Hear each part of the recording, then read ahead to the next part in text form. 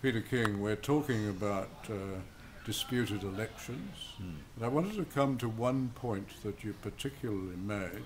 You expressed a concern about sitting members' allowances and these being spent during the election period.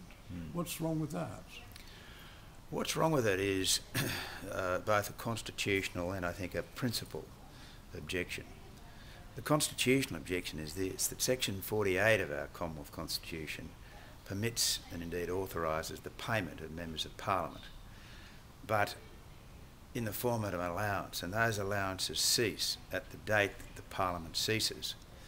Now, when the Parliament is prorogued and the writs are sent out for an election, there's a real question mark as to whether or not any allowance is payable to a candidate who is a sitting member, particularly one which is going to give that candidate, that is the sitting member, an advantage over all the other candidates in the election.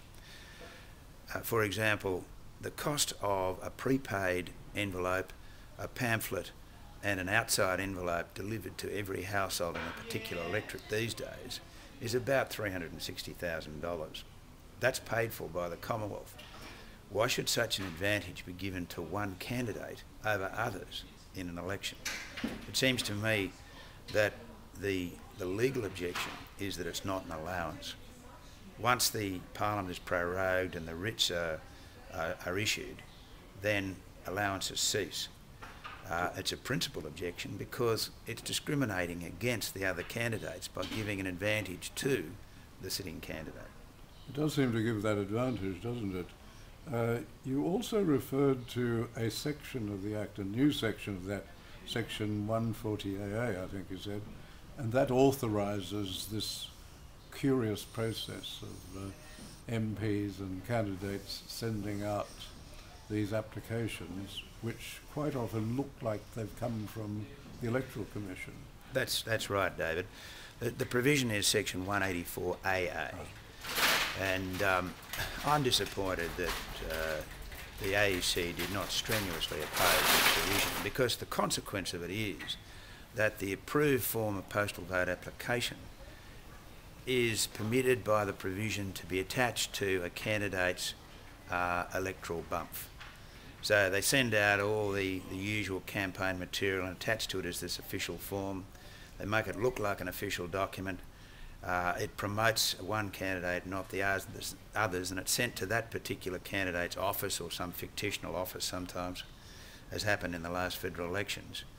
But harvesting votes, depriving other candidates of the opportunity to lobby or to make representations to that candidate, and redirecting the vote away from the AEC, the Divisional Returning Officer, to the candidate who then intermeddles in the election process itself.